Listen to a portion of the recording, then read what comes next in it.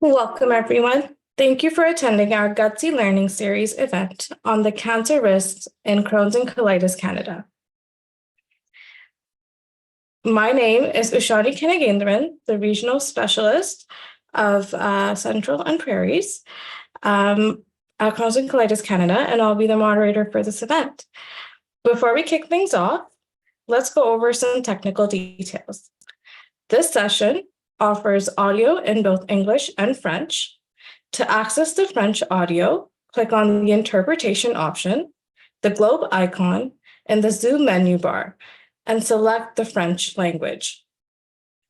If you encounter any issues, try refreshing your website browser or restarting the Zoom webinar. Alternatively, share your concerns in the Q&A box in the Zoom menu bar, and we'll try our best to assist you.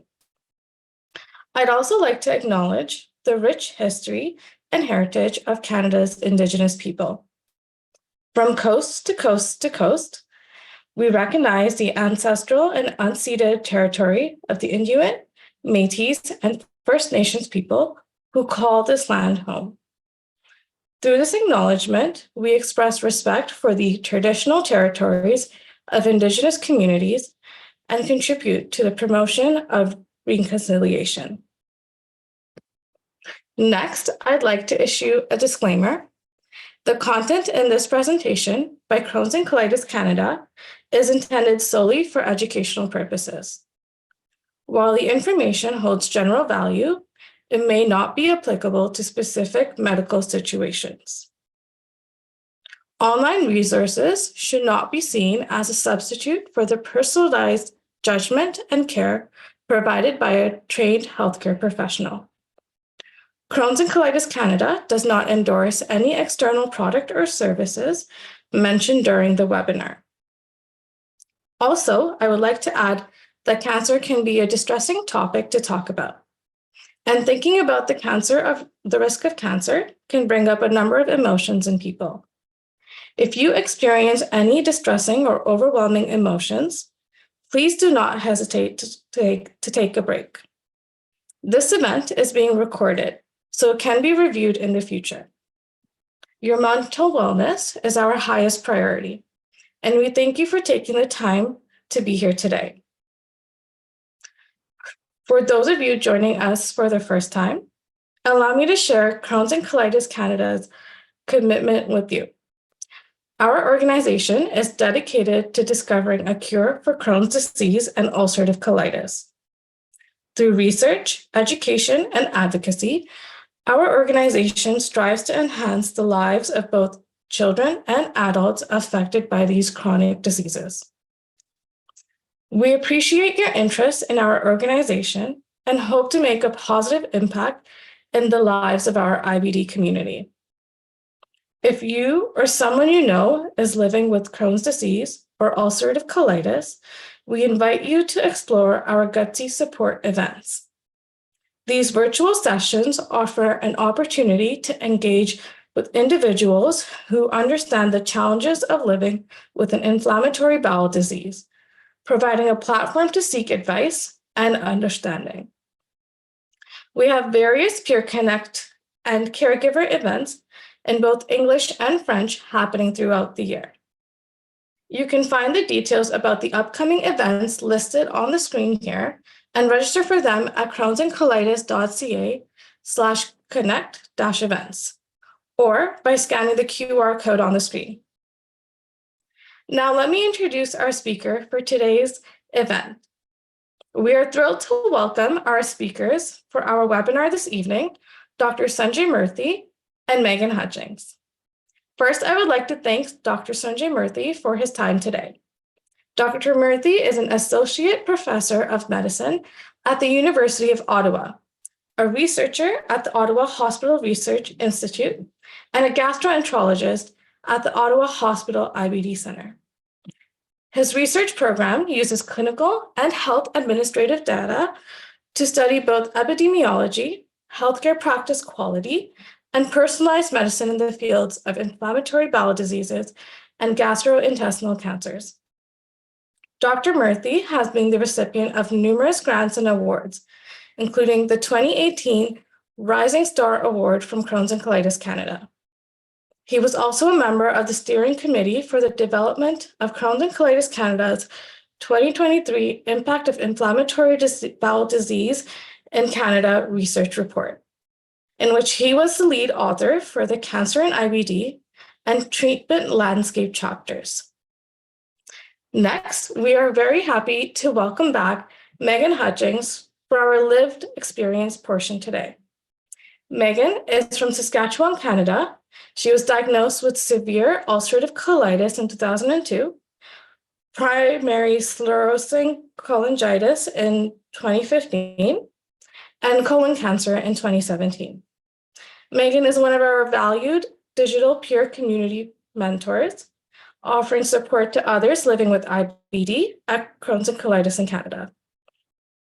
She is happily married with 2 wonderful stepchildren and works as an office assistant. In her spare time, she loves to cook, swim, travel, and go for walks with her dog. Thank you both for being here today to help us raise awareness on this important topic. Dr. Murthy, please take it away from here. Okay, great. Thank you very much, Ishani. And thank you to everyone who's come out today to listen. I'll just share this slide and you can see that. Okay. Yeah, so thanks for that warm introduction. Welcome, everyone. We're going to talk about a sensitive topic today, but one that's certainly very important in society and certainly to many of the individuals listening in on the talk today. I'm sure most of us have experienced cancer in some form or other in our lifetimes, either afflicted family members or friends or even personal afflictions.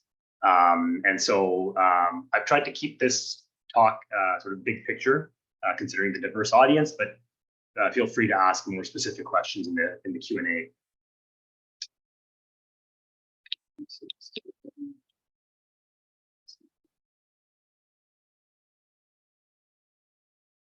Okay, so this is a poll question, and you'll get a tracker here in a second. How would you rate your current knowledge of the risk of cancer when living with Crohn's disease or ulcerative colitis? From 0, which is not at all, to 10, which is extremely knowledgeable.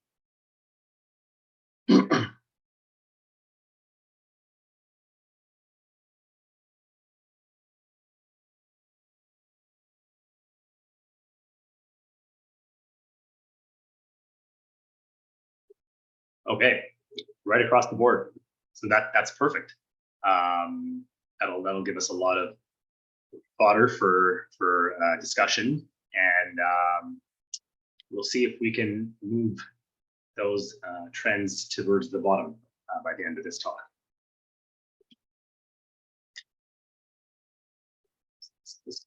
Okay, so I'm just going to start very broadly. It's a large audience, so simply put, what is cancer? This may not be well understood. Cancer is an abnormal, unregulated growth of tissue that can invade other organs and spread to faraway sites in the body. Cancers arise from cells, which are our smallest subunit that make up our body and can occur anywhere in any organ. And if left uncontrolled, they can spread and take over other tissues, use up all of our nutrients, and ultimately can be fatal if untreated. Well, what causes cancer? So it obviously varies across the spectrum of cancers, but in general, it's becoming more and more appreciated that most cancers, if not all, have some degree of genetic susceptibility. Colon cancer and breast cancer are 2 good examples of cancers that have a high degree of genetic or a susceptibility or heritability. But there are multiple genes across other cancers that similarly show portend increased risk to individuals. And it usually is a combination of multiple genes with variable degree of expression that increase somebody's risk. Beyond that baseline risk, there are a number of environmental risk factors that can contribute to cancer risk. And I put environmental in quotes loosely. So factors such as age, so increasing age as well long been recognized as a risk factor. Smoking, alcohol, obesity, environmental pollutants, radiation exposure, and a host of other both personal and environmental risk factors. Thirdly, which may not be as well recognized, are immune risk factors. And that's relevant to today's talk. So our greatest defense against cancers proliferating in our body is our immune system. And our immune system constantly surveils our entire body, looking for abnormal cancer cells and eliminates them. So when our immunity is decreased, it opens the door to cancer cells growing unchecked. On the flip side, the organs that are affected by chronic inflammation will often develop mutations in their genes and genome that increase the potential for cancer. So too much inflammation can increase your risk for cancer. Too little immunity in general can increase your risk for cancer. And finally, there are several pathogens, most commonly viruses, that can increase a risk of cancers. Most commonly, Epstein-Barr virus, such as in risk of lymphoma, human papillomavirus, such as in cervical and anal cancers, and Helicobacter pylori, such as in gastric cancer. So for this talk, why is IBD a risk factor for cancer? Well, we sort of alluded to it in the last slide. IBD is an immune-mediated disease. So at its core, chronic inflammation is what is responsible for a lot of the outcomes in this condition, and predominantly in the intestines, both the large and the small intestine. So chronic inflammation in these organs can cause mutations. What I mean by that is damage to the genetic code in the cells in those organs, which can then lead to abnormal cell development and unregulated growth. On the flip side, as many of you know, what we often use to treat chronic inflammation are immune suppressants. And immune suppressants suppress your immune system. So they're doing so in order to suppress the inflammation that's going on in the bowels, but a spillover effect may sometimes be reduced immunity to surveil for other things, such as infections or cancer. So it may increase your ability to develop cancers over the long term. So what cancers have been most commonly described or reported in IBD? Well, they all have been reported in different studies, but the most convincing evidence exists for the following cancers, primarily intestinal cancers. IBD is a disease of the intestines for the most part.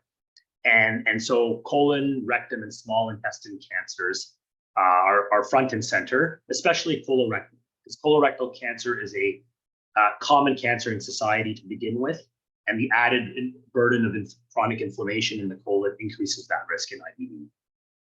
Liver and bile duct cancers also figure prominently in IBD, especially for individuals who carry a comorbid condition called primary sclerosing cholangitis, which occurs in up to 5% of individuals with IBD.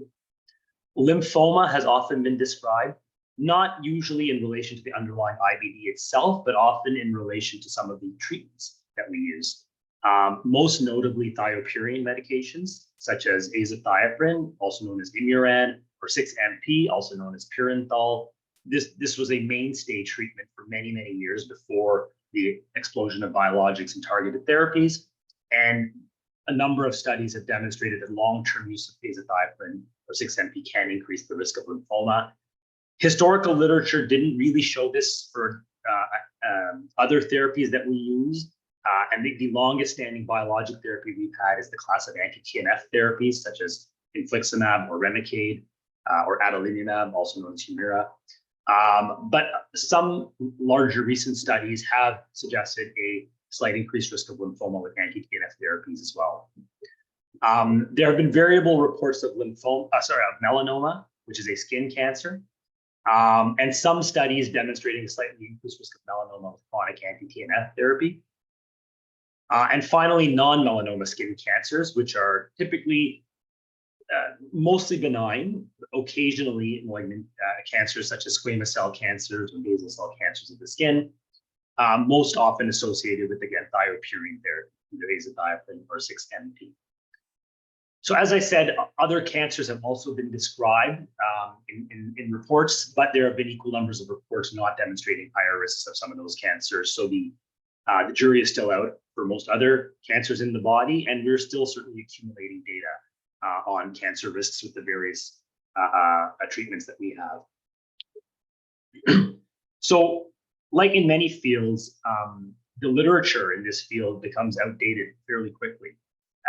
As we've seen an explosion of newer therapies over the last 2 decades, particularly the last decade, now with 5 classes of targeted therapies for ulcerative colitis and 4 classes of therapies for Crohn's disease, as well as changing treatment paradigms or goals, such as the focus on healing the bowel to optimize disease control over the long term, as opposed to treating purely the symptom improvement.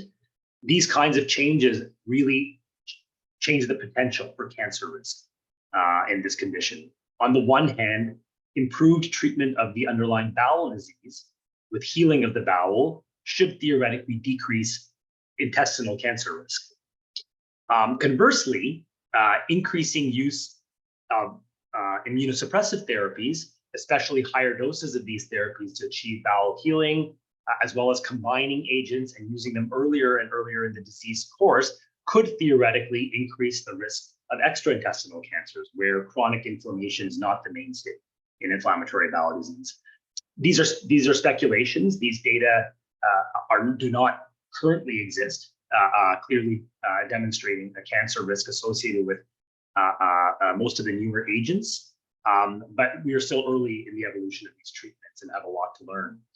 So in light of the fact that this is potentially a changing area, we've recently undertaken a large audit of the Ontario population. So this is part of a large study funded by Crohn's and Colitis Canada, actually, where we are looking across Canada, actually, at cancer rates in the population. But we have some preliminary data from Ontario. Across Canadian provinces, we're very lucky as researchers to have access to health administrative data. This is routinely collected data at the population level, largely by government organizations, but these data are made available to researchers. And so data relating to hospital encounters, emergency department visits, outpatient physician encounters, and cancer registries, to name a few, are available to us.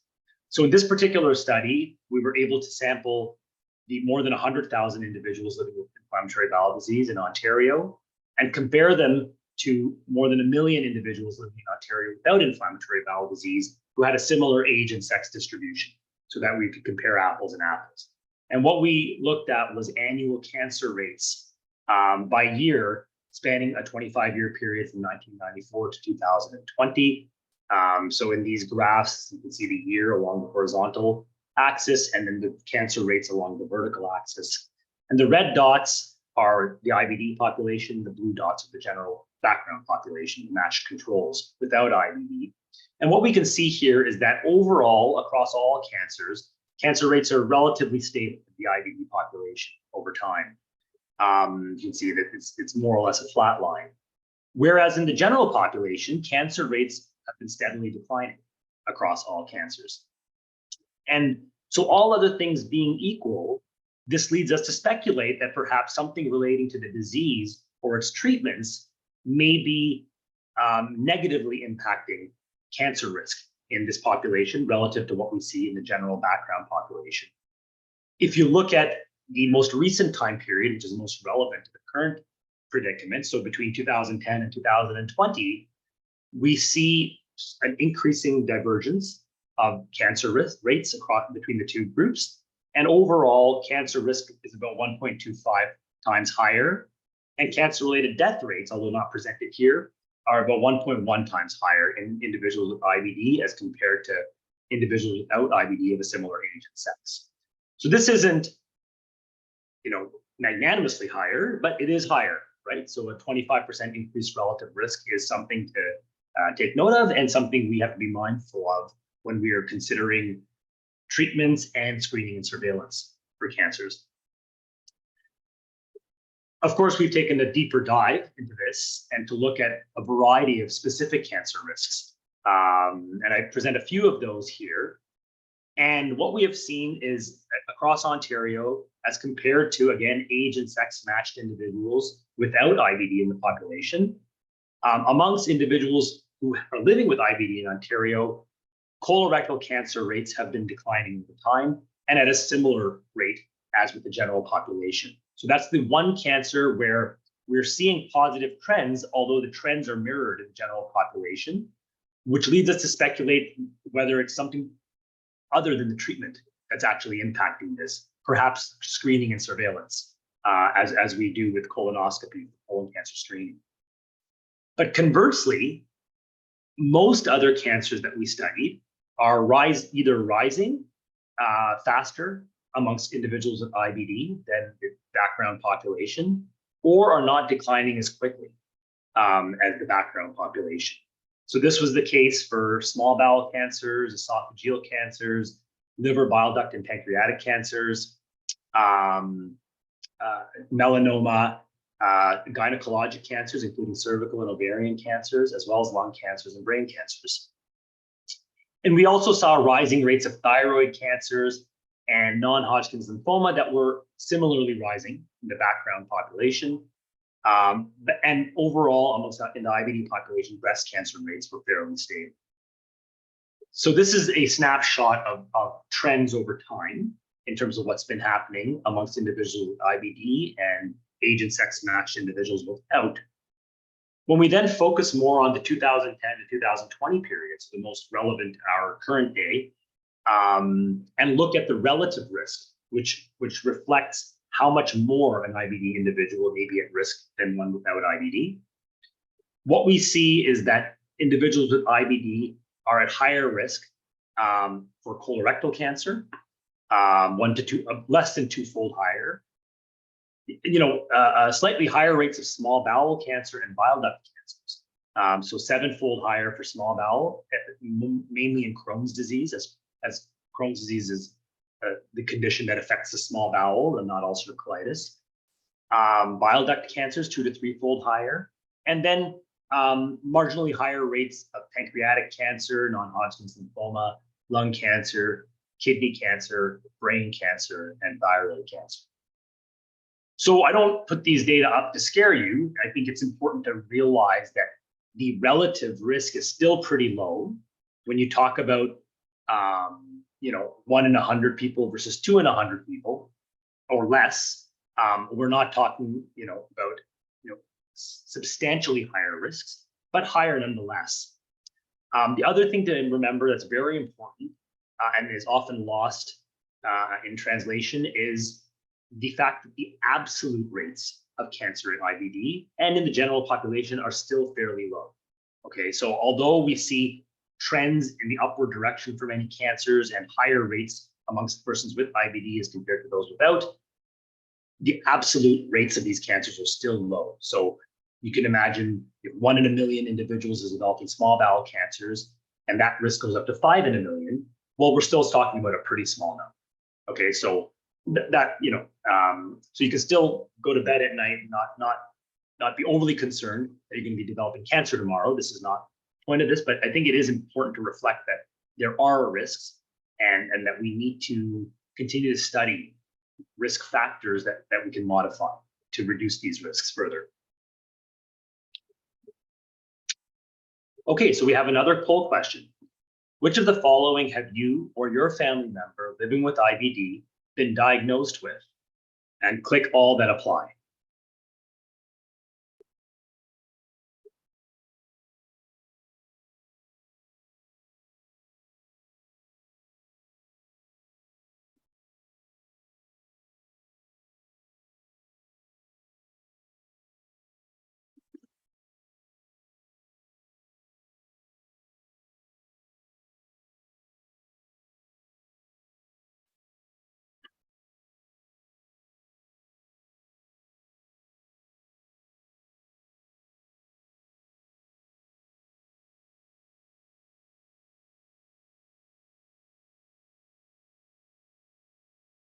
Okay, so not surprisingly, highest rates for colorectal cancer and small bowel cancer, and then a smattering across other cancers, some large proportion marking other for cancers not mentioned in this list. And then fortunately, the majority still marking none, which is great. But obviously, many of us have had individuals in our life develop cancer and possibly even die from cancer.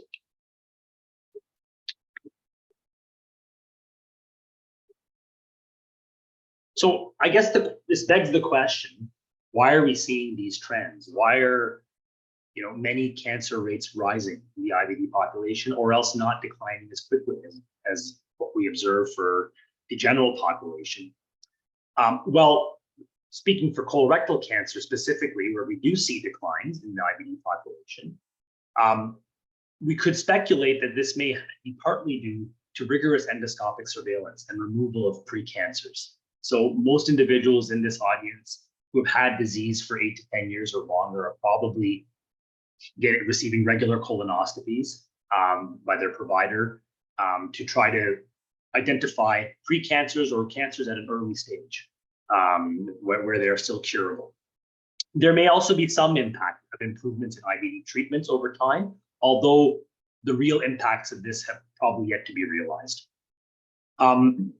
Rising small bowel cancer rates, perhaps one of the most striking trends that we observed in Crohn's disease, could be due to a variety of factors, but one speculation is that it could be due to increasing reliance on medications to treat disease, whereas once upon a time, these individuals would have been operated on. And so we think about one of the goals of our treatments as helping to delay surgery. But in fact, that's only useful if we're able to maximally control the disease. If we're bouncing through medications without making a major impact on the disease itself and simply delaying surgery, then we're in fact potentially increasing cancer risk in that organ. And so that is one of the hypothesized reasons for why we might be seeing this. And then finally, discordant trends for many other cancers in the IBD versus non-IBD. We don't have answers yet, so these are areas for future research, but all other things being equal, we might speculate that increased use of immunosuppression may be partly contributing to cancer risks due to reduction in cancer fighting ability with treatment. That's not to say that we can necessarily avoid treatment because this is what we have to control disease at this point. But I think it's important that we always consider what is the minimal amount of treatment required to optimally control disease and ensure that that is amongst our treatment goals, not simply the disease itself, but also how we're treating the disease. Now, there are obviously anytime you take data that's not that doesn't come from a randomized controlled trial, there are potential for sources of error, other factors that could explain the results other than what you are looking for. So in this instance, it's possible also that increasing monitoring of IBD, so more intensive monitoring by blood work and imaging studies such as CT or MRI or ultrasound are also picking up cancers. So-called indolent cancers, ones that may have gone unnoticed and may or may not have influenced long-term prognosis in the past, now being identified simply because we're using these modalities more to look for disease, like the IBD itself, or improvement in IBD disease activity. So that could be something called a confounder, or something that actually is a source of bias or a source of error in our interpretation. So what is changing overall with regards to IBD management that might be partly contributing to some of these trends? So we've talked a bit about this. So there's been introduction of multiple newer classes of targeted therapies, some biologic, some non-biologic. Also now introduction of a whole host of biosimilars, which are same drug class, but just simply more options for treatment, also more accessible. We have seen in our previous work that there's been widespread uptake, so really almost exponential style uptake of biologic therapies over, really since the late 2000s. onwards.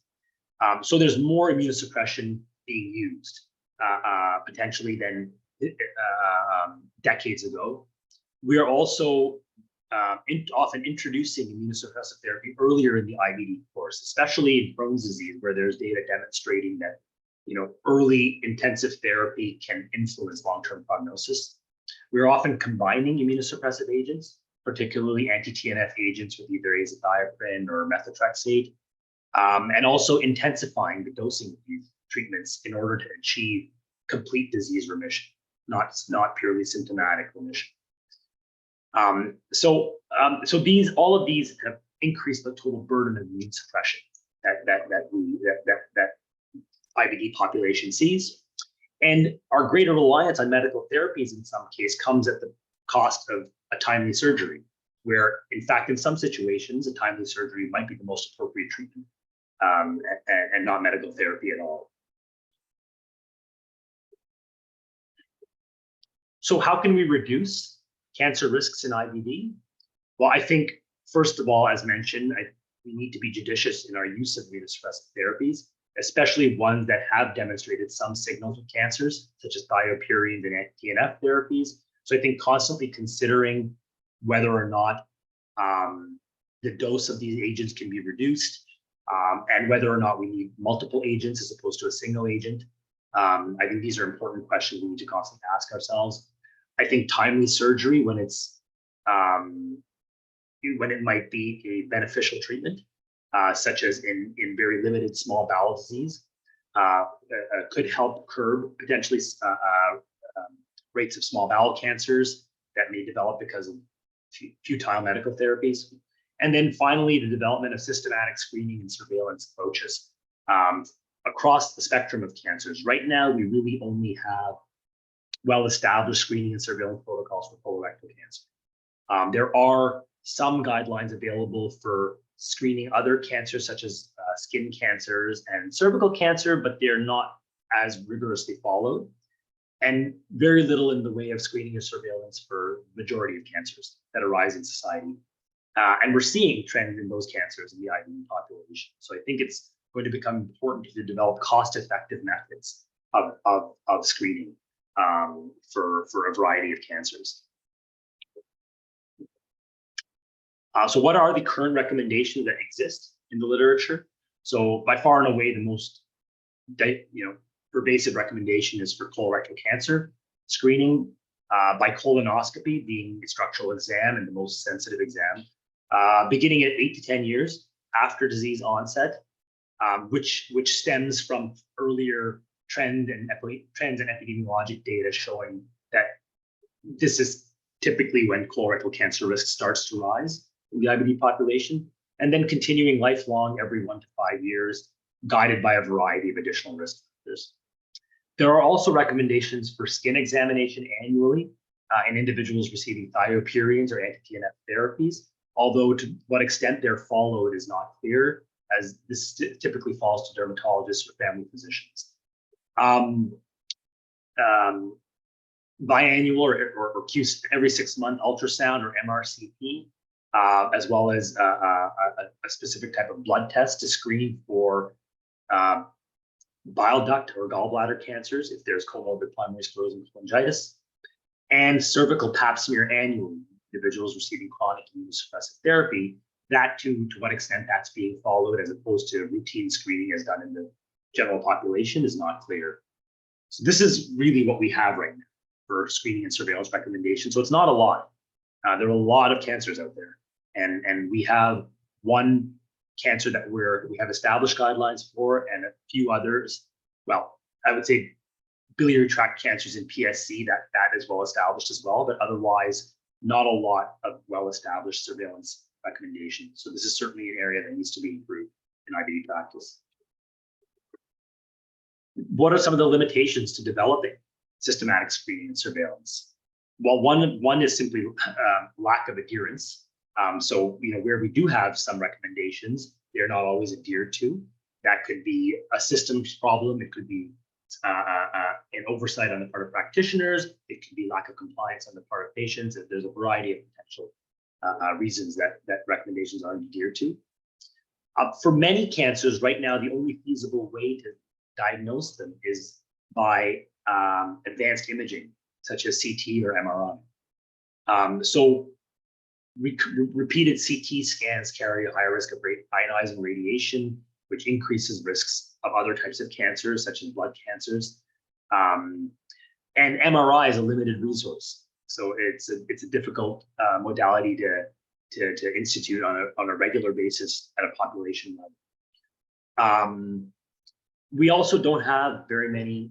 Well, we don't have any really non-invasive blood and stool tests that can accurately detect cancer in the IBD population. There are some non-invasive blood and stool tests that have been approved in the general population for colorectal cancer screening and other cancer screening, but they're also very expensive, so they become cost prohibitive. So, so limited availability of testing and high costs of certain testing, as well as the risks carried by certain types of testing, all have limited our ability to apply systematic screening and surveillance across cancers. So I often get asked, how will I know? How do I know if I have cancer? And it's everyone's first thought the second they develop any kind of symptom that it must be cancer. I think that the fortunate part here is that most symptoms are not cancer. Cancers largely they often don't present with any major symptoms until they're much later in their evolution. And so typically, if an individual with IBD develops moderate to severe bowel symptoms, diarrhea, bleeding, abdominal pain, it's usually not cancer that's causing it. It's usually an IBD flare or something else, right? Cancers, especially intestinal cancers, often present with very little symptoms, if any, very sort of subtle symptoms such as slight alteration in bowel habits, maybe trivial intermittent rectal bleeding, bloating, minor bloating, and probably most frequently iron deficiency, which is a reflection of chronic microscopic bleeding. But similarly, cancers in other organs often also don't present very overtly until they're very late in their evolution.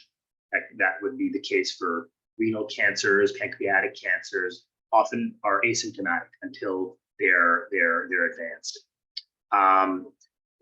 Lymphoma is the one cancer that can often present with very significant systemic symptoms, such as unexplained fevers and drenching sweats, and unexplained weight loss. So that's one that where symptoms might tip us off.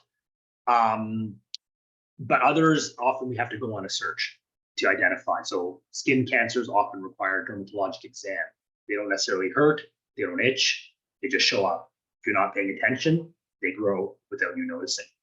I think unexplained vaginal bleeding, in the right context, always needs to be investigated.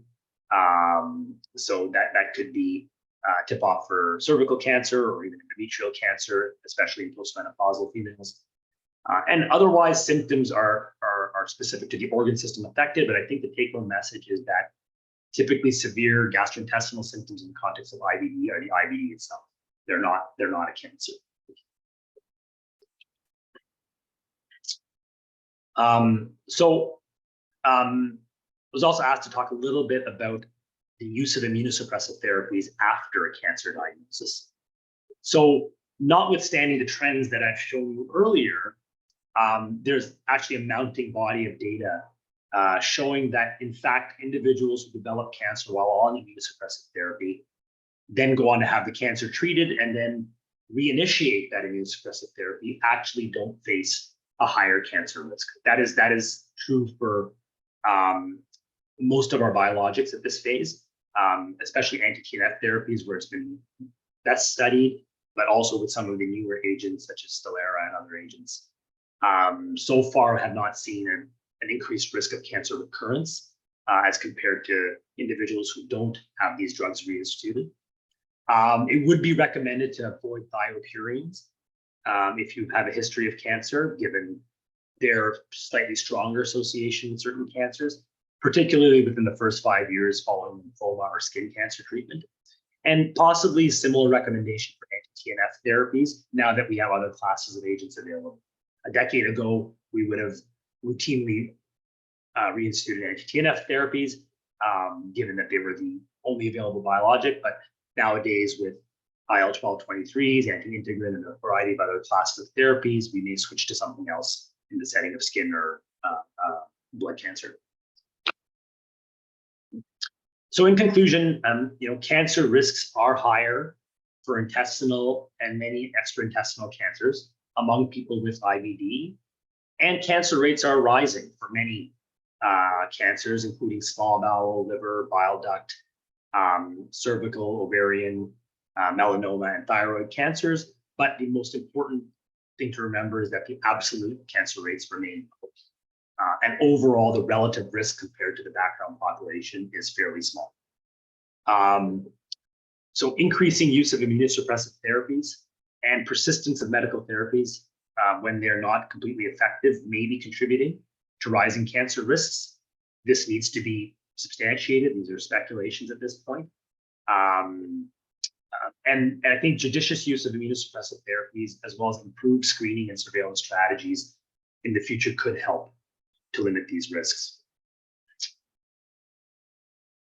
So lots of areas for future research. I think understanding risk factors for different cancers in IBD, and particularly the role of specific immunosuppressants in cancer development, will be critical to help us understand how to use these therapies better. Development of cost-effective screening strategies for both intestinal and extra-intestinal cancers, particularly non-invasive, safe strategies. I think development of non-invasive biomarkers that have high sensitivity and specificity. So these include blood tests and stool tests that could help accurately detect early cancers or even pre-cancers. And then finally, development of risk stratification algorithms. So where we can individualize our approaches so that we could take a series of risk factors and protective factors and look at their collective contribution to an individual's risk, as opposed to applying a blanket model across the population. So there is a lot of research going on in Canada right now, as well as around the world, both within and outside of cancer. We have a number of studies ongoing to Crohn's and colitis, also funded by CIHR, looking at cancer risk in IBD. I just wanted to shed light to one, I think, very important study that's been ongoing in Canada now for almost not quite a decade, but getting close, and is completing recruitment the end of March this year. But they're still recruiting individuals who might be interested. This is the Imagine SPORE study. So this is a large multi-center Canadian study that's now also in other centers in other countries, where we're trying to investigate the interactions between the gut microbiome and mental health in IBD as the primary question, but also looking at a lot of other spin-off questions, using a very large cohort of individuals with IBD who have been generous enough to donate blood, stool, and urine samples so that we can study biochemical and microbial markers of disease prognosis and associations with various conditions. So I've just left the contact information there for anyone who is interested in being a part of this large study that I think will change a lot of what we know about inflammatory bowel disease in the future. Okay, I'll stop there and pass it over to Megan.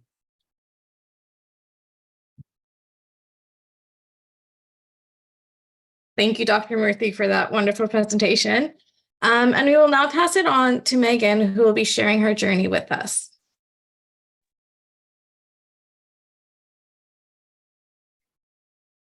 Hi, everyone.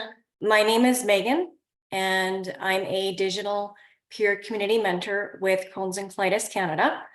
I've had ulcerative colitis for just over 20 years now, and I was diagnosed with colon cancer at the age of 30 in 2017. So just a really short history about my IBD. I was diagnosed with IBD at the age of 16, and I spent many years struggling with the symptoms. So I had bloody stools. I was going to the bathroom anywhere from 10 to 15 times a day. I would have to get up and use the bathroom at night. I had a lot of fatigue, abdominal pain, and of course the gas and the bloating. In 2014, I was actually able to get into remission from my UC.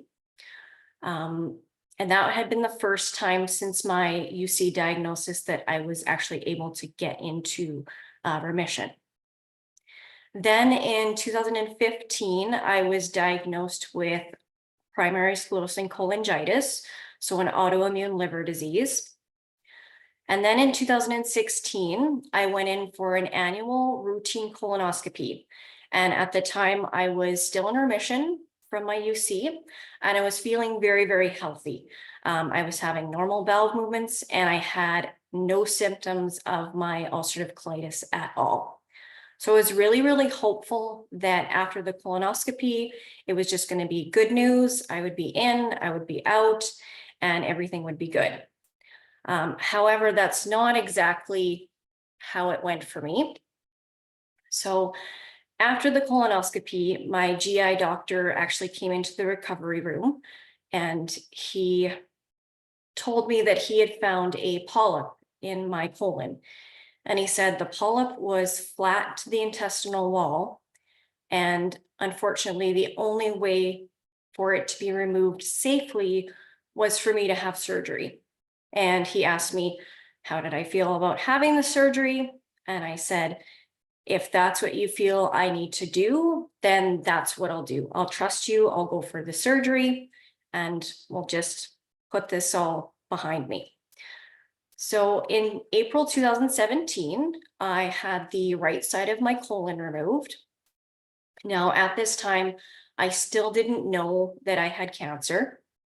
And it was May 2017, while I was at home recovering from the surgery, I actually got a phone call from the surgeon. And so I picked up the phone, and my surgeon said, Megan, are you sitting down? I need to talk to you about something. And I said, no. Do you want me to sit down? He said, yes. Can you please sit down? I have something really important that I need to talk to you about. And I said, okay, I am sitting down. What do you need to tell me? And he said, Megan, we ran the pathology report on the polyp that was removed from your colon. He said, I ran it twice, and unfortunately it came back as cancer. And I remember being in complete shock that those words had actually come out of his mouth. Because like I said, prior to receiving that news, I was feeling really, really healthy. I had no symptoms of colon cancer. I had no symptoms of my ulcerative colitis. I felt normal for the first time since my UC diagnosis. The doctor proceeded to tell me that I would need to go for a few tests. He said I would need to go for a CT scan as well as a PET scan. And just so everyone knows, a CT scan is a medical imaging procedure, and it uses X-rays to take photos of the body. And then a PET scan is an imaging test that uses radioactive material to help detect cancer cells. Next slide. So while I was waiting for those additional tests, I had a wide variety of emotions. I was scared. I was absolutely terrified that my life was going to be over at 30 years of age. I cried myself to sleep most nights, just hoping and praying that it hadn't spread anywhere else in my body. And my stepson was about a month away from graduating high school. And all I could think about every night when I went to sleep was, I just wanted to live and see him graduate. I had got to see my stepdaughter graduate, and I just wanted to see him graduate high school. I was also really angry, and I was confused. I didn't understand why I got this cancer. And I wasn't ready to die yet. And I wasn't ready to leave my kids.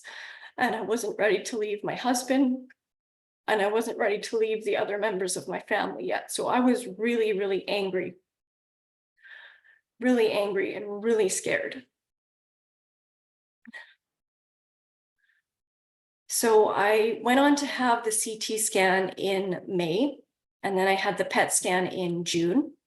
And very, very fortunate that both of those scans came back negative for any additional cancer. So I was extremely relieved. I was ecstatic.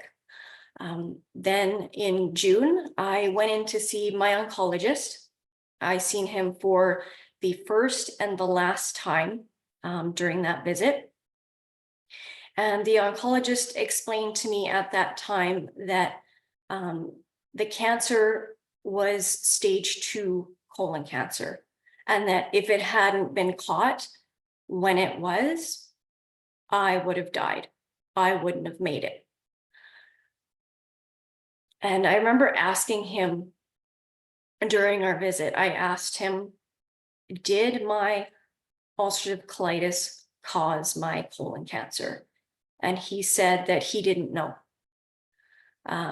He said what he could tell me was that because I had an underlying condition because of my ulcerative colitis, he wasn't going to recommend any further treatment. So no chemo and no radiation. And he basically told me that it wasn't a question of if the cancer would come back, it would just be a matter of time until it did come back, until it does come back. And we basically said goodbye that day, and I never seen him again. Next slide. So my GI, for quite a while, he wanted to keep a really close eye on me, just to make sure that the colon cancer didn't come back. So I had to go for colonoscopies once every 3 months for 1 year. And then I went once every 6 months for a year.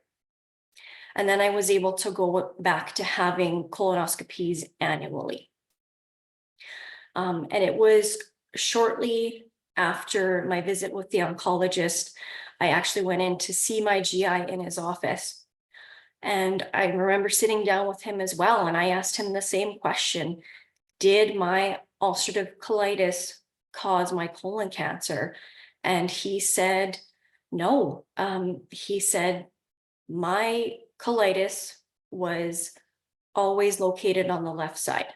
And the cancer that they found was, of course, located on the right side. So he basically couldn't say, why I got colon cancer either. So I was kind of left without any answers. But, it's so important that when we live with inflammatory bowel disease, that we understand that colon cancer can be a complication of our IBD. It's so important to be aware of this so that you can get screened and that you go for your colonoscopies.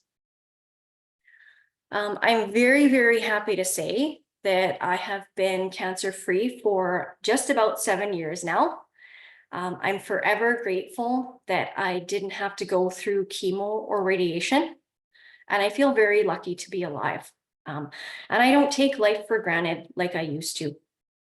The word cancer isn't something that anyone ever wants to hear. And my diagnosis, it still affects me to this day. It's always in the back of my mind. The fear of it coming back is, unfortunately, it's always there. So for me, it is extremely important to raise awareness about colon cancer, since it's one of the leading causes of cancer deaths in Canada. And most people view colon cancer as a disease that strikes people who are older, people who are 50 and older. They don't necessarily view it as a disease that strikes younger people. but it does strike younger people. And if you have inflammatory bowel disease, your chances, as previously mentioned, your chances of getting colon cancer are higher than the normal population. So it's really, really important that you properly manage your IBD and that you get monitored for colon cancer. It's one of those cancers that if caught early enough, you have a really good chance of surviving. If I had a message for everyone watching today, listening today, it would be simply that colonoscopies save lives.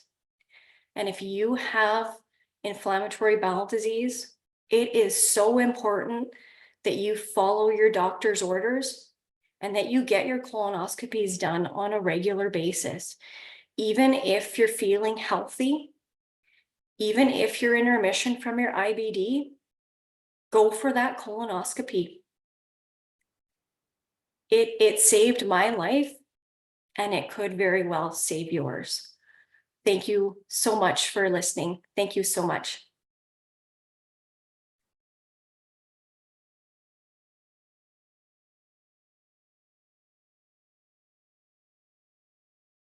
Megan, I want to say thank you for taking the time to share your experience and reliving it with us today. It was very brave, and we really appreciate the time you took to spread the word on the risks of cancer. I also want to provide a friendly reminder. This webinar is recorded, so if you do need to take a break, please do so. Your mental wellness is our number one priority. With that being said, we are jumping into the Q&A portion of this webinar. If you have a question, please comment in the Q&A box found in the Zoom menu bar. We cannot answer questions about specific medical situations.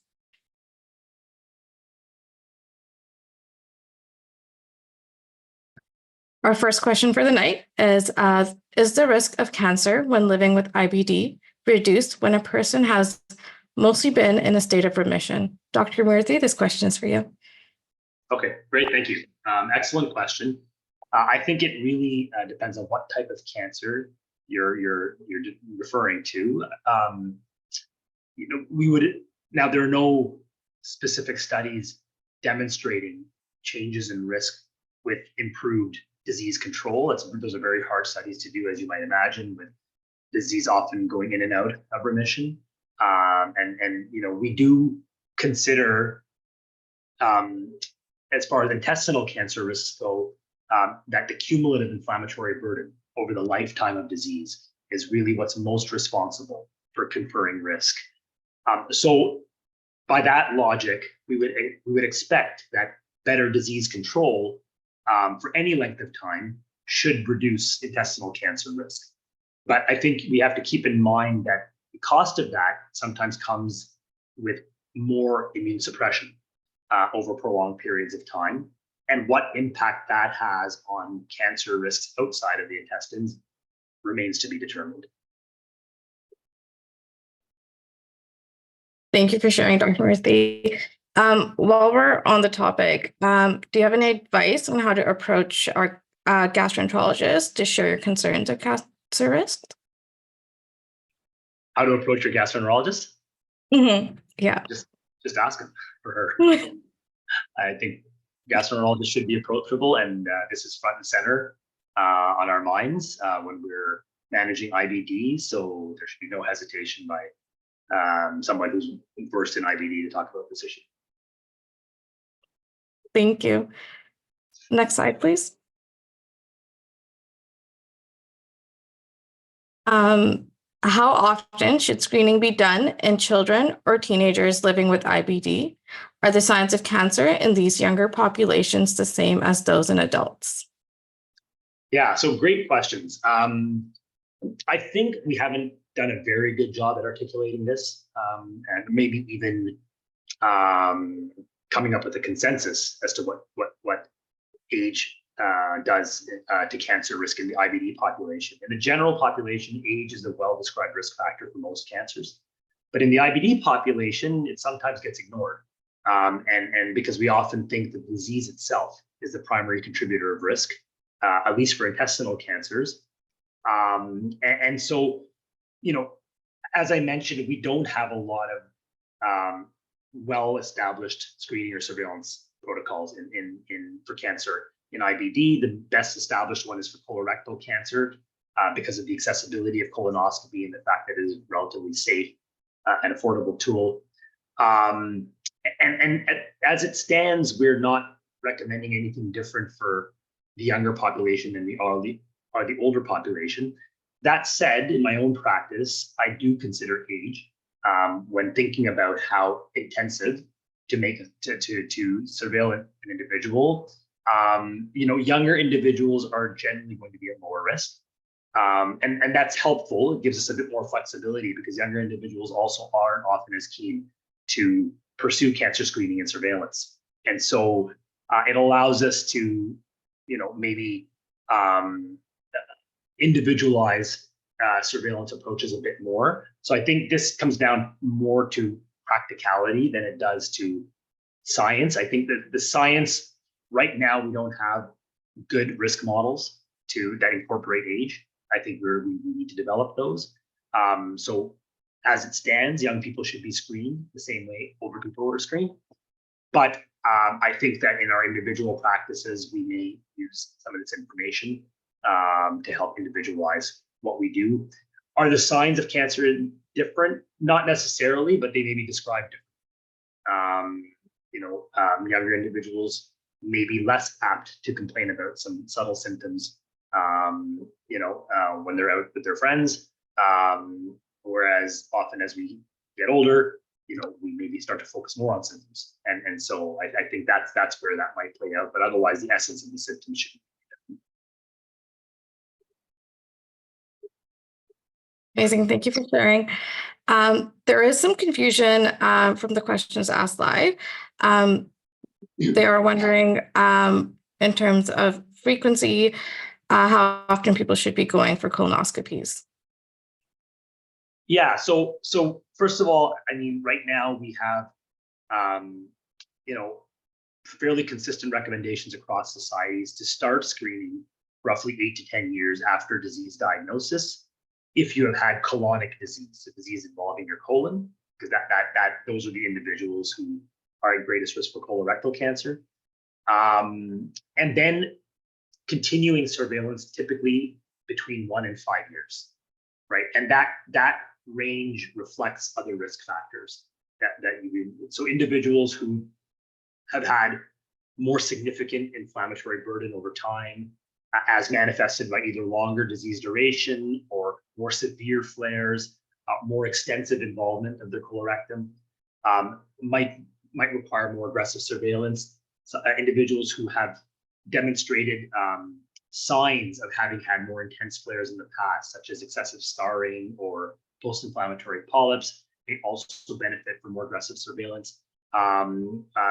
Having a first-degree relative, especially a younger first-degree relative who has developed colorectal cancer, will also increase risk at the population level. So we use these types of signs and symptoms, these types of risk factors to decide who should be screened or surveilled more aggressively. On the flip side, individuals who've had long-standing well-controlled disease that is demonstrated to be in remission, not just based on symptoms, but also based on stool calprotectin, endoscopy, histology, and who have had repeated normal colonoscopies. These are individuals who we often will downgrade surveillance intensity to every 5 years. And so this is the range we're operating in right now, between every 1 and 5 years. There could be a time that comes where intervals are extended even further for those at lowest risk, but that's where things stand right now.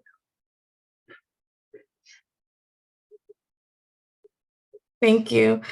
Can I get the next slide, please? When you live with a disease that causes a large range of symptoms, can you tell the difference between those linked to IBD as compared to those linked to cancer? Dr. Mason again. I think we reviewed this a little bit, that, it can be challenging. Moderate to severe gastrointestinal symptoms in this population usually are not manifestation of cancer. They're usually the disease itself or an infection or something else. Subtle symptoms can be more difficult to tease out.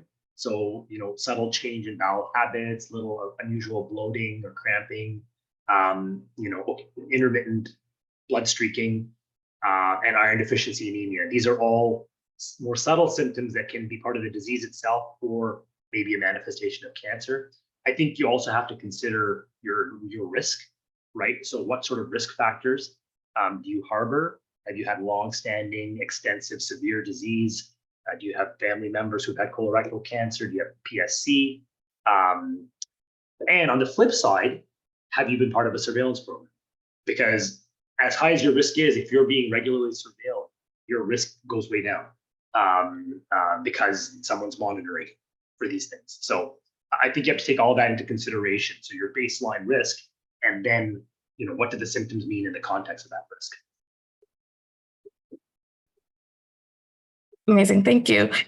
But while we're on the topic of symptoms, we did have a question in the live Q&A about the difference between right and left-sided colon cancer and the difference in their symptoms. Okay, yeah. So we kind of label the bowel. We're simple people, gastroenterologists. So the left side of the body is the left colon. The colon that drapes over to the right side is the right colon. Right, so that typically involves the cecum or ascending colon or part of the transverse, whereas the left is sort of distal transverse splenic flexure descending sigmoid rectum. The symptoms of they can sometimes be the same, which is very subtle changes. But if they're going to differentiate themselves, left-sided colon cancers may be more likely to produce sort of bright red rectal bleeding. The more distal a bleeding source is, the more likely its color is to stay the same. They may, if they also occur in an area that's already narrowed because of diverticular disease or other issues in the sigmoid, might lead to more sort of obstipation type symptoms where it's harder, more difficult to pass bowels. Right-sided colon cancers more often will give rise to iron deficiency anemia as a primary sign or symptom without any overt symptoms such as change in bowel habits or bloating or bleeding. So that's but there's a range, and all those things can overlap. So I don't think we can. I wouldn't bet my house on whether colon cancer is on the right or left side. They'll look. Amazing, thank you, Dr. Murthy. Megan, I just wanted to ask if you had anything else to add in terms of the differences in symptoms.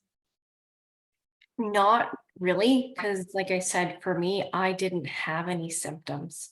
I wasn't even getting my iron checked regularly. So maybe, as Dr. Murthy mentioned, maybe that would have been a sign of the cancer. But other than that, I had no symptoms whatsoever. That's not uncommon. Thank you.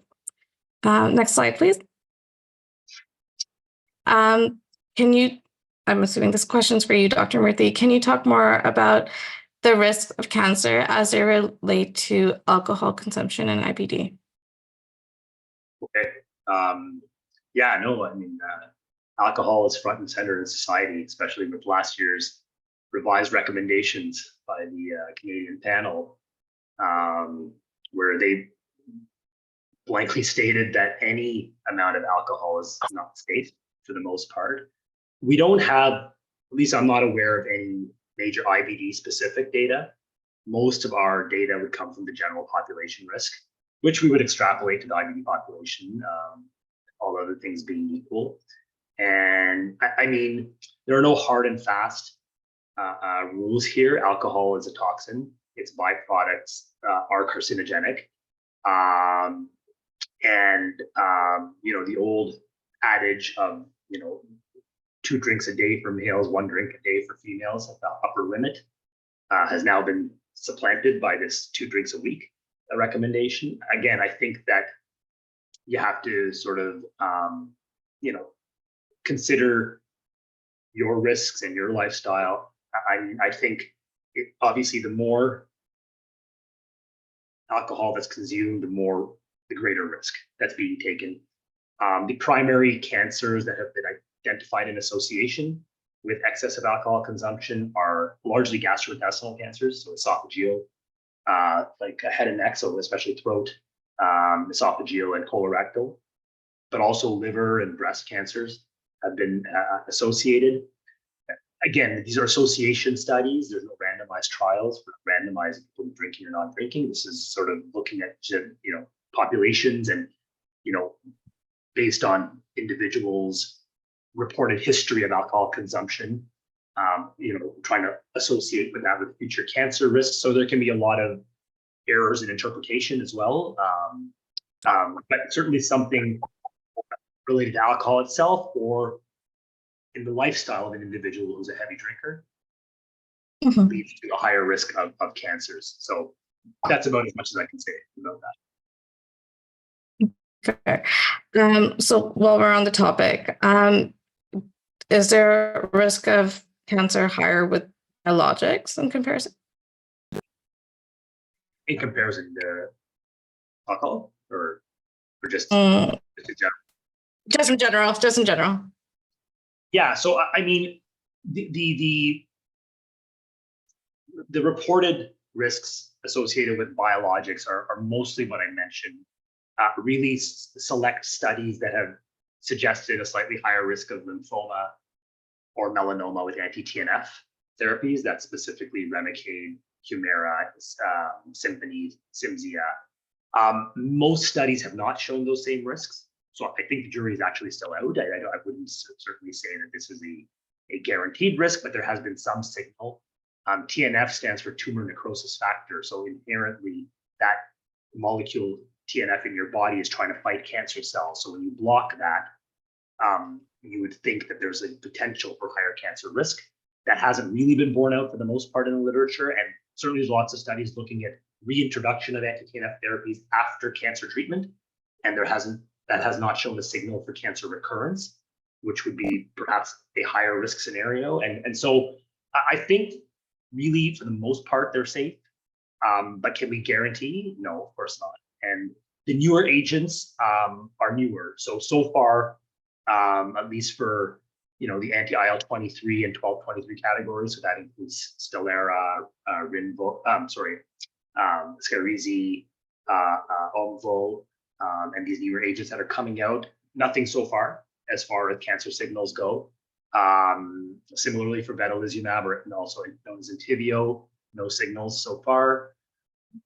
JAKs are interesting. This is the group with tofacitinib and upadacitinib, also known as Rinvoq for upadacitinib and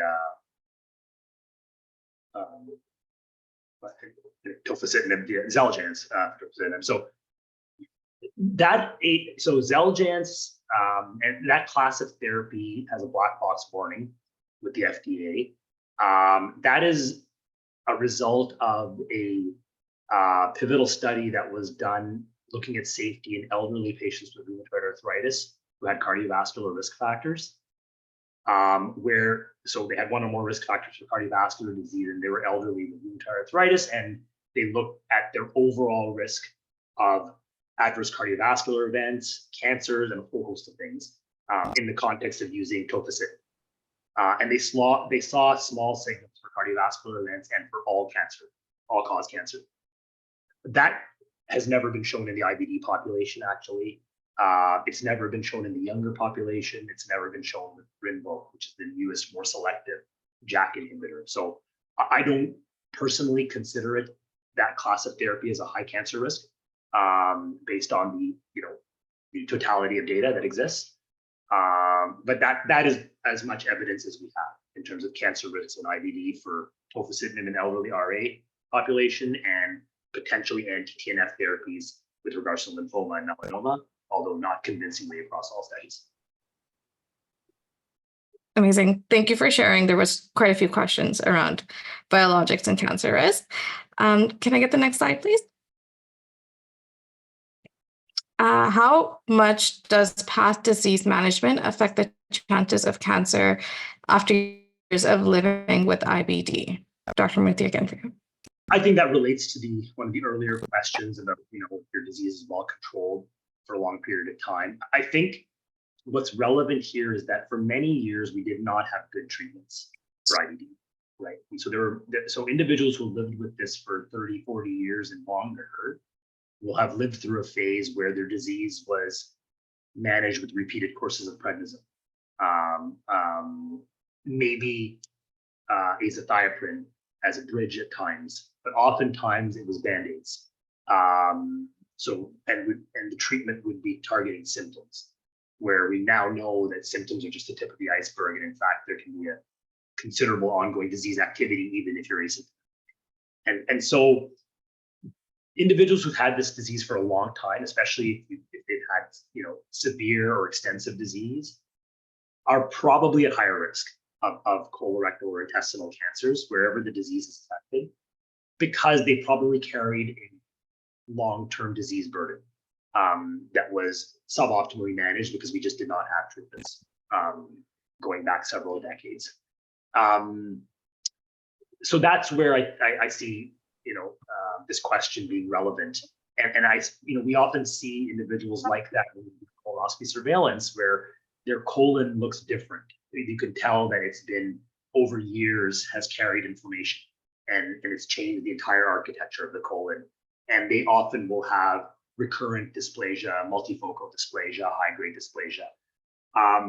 Individuals who have developed the disease in the biologic era are going to be much less susceptible to this if they've been managed closely, because our ability to control disease is much better. So our ability to actually target mucosal healing, and in some cases even histologic healing, where there's complete absence of inflammation. So that helps in terms of long-term colorectal cancer risk, small bowel cancer risk. What it does to other cancer risks, I think that's where we have a lot of work to do to understand the impacts of our treatments better. Amazing. You did mention dysplasia, and we did have a live question about treatment options for dysplasia. Is that something you can share more information about?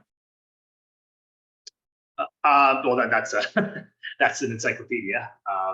So I mean, dysplasia in short is a pre-cancer, right? So it's not a cancer yet. It's something that is generally on the pathway to becoming. Most of the time they're visible and well demarcated, and so they can be removed endoscopically.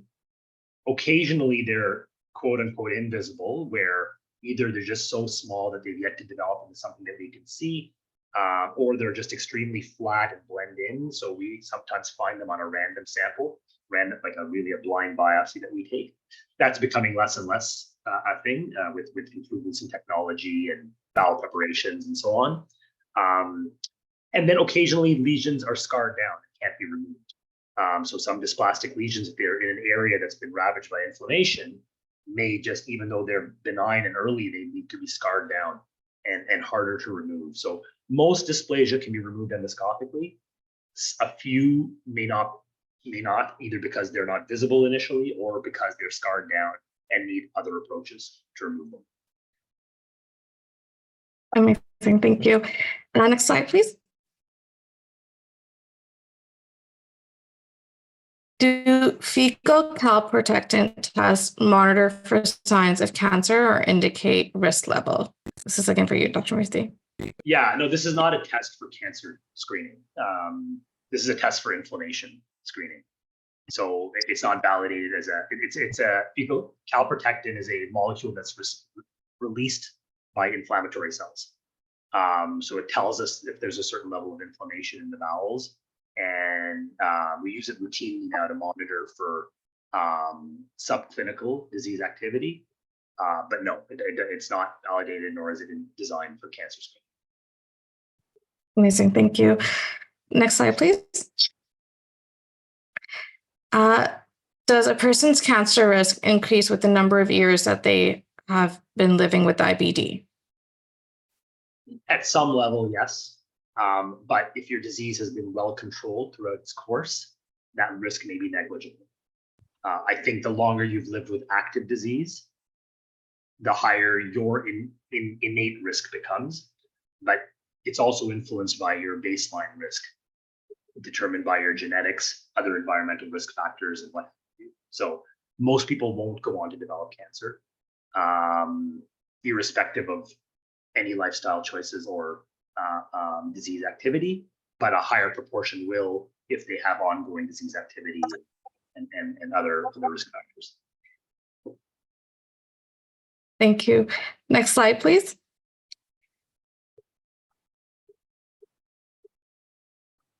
If a person living with IBD has a family member who has been diagnosed with cancer, does it further increase their cancer risk? I know you've touched on this quite a few times, but we're asking the question.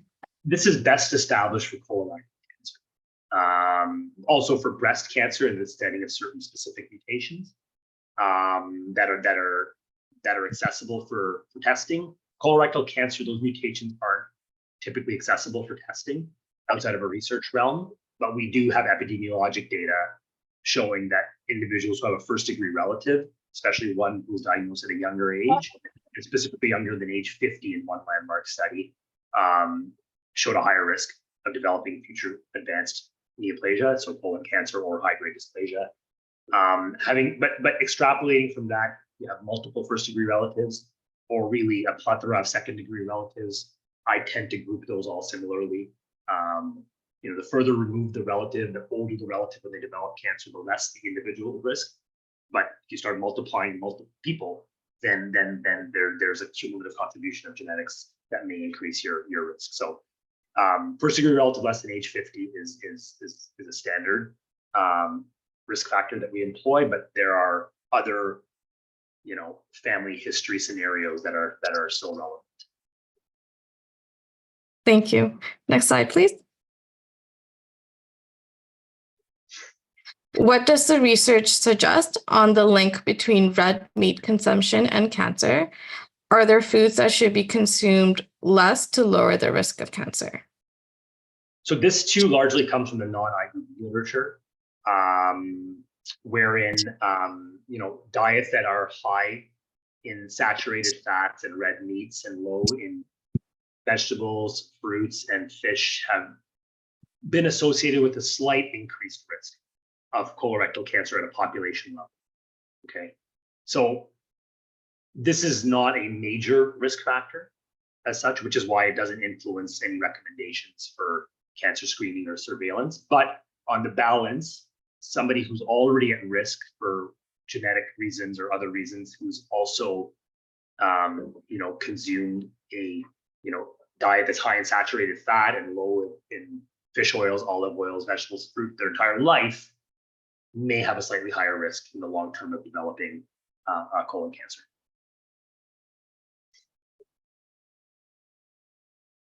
Amazing. Thank you, Dr. Murthy. And Megan, thank you for taking the time to answer the questions. Can we go to the next slide, please? Again, thank you everyone for joining us. If you have any more questions or require further support, please email learn@crohnsandcolitis.ca. We have one more poll question for tonight. How would you rate your current knowledge of the risk of cancer when living with Crohn's disease or ulcerative colitis?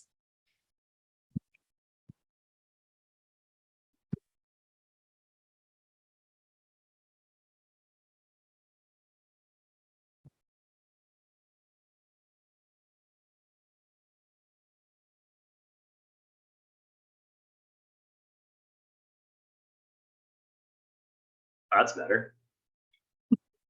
Success. Yeah.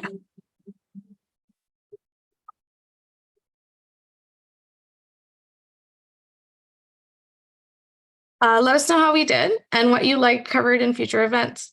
Please take 60 seconds at the end of this presentation to provide your feedback. A prompt to complete the survey will appear on your screen directly after this event.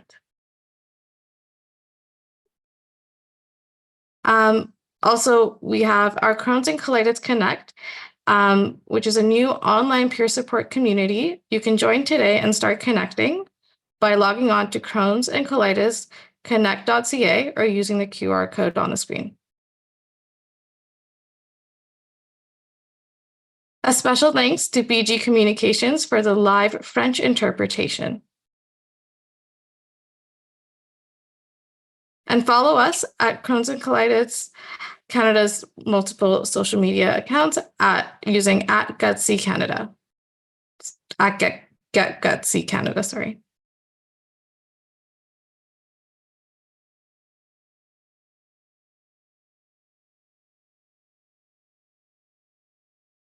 Thank you everyone for joining us again tonight.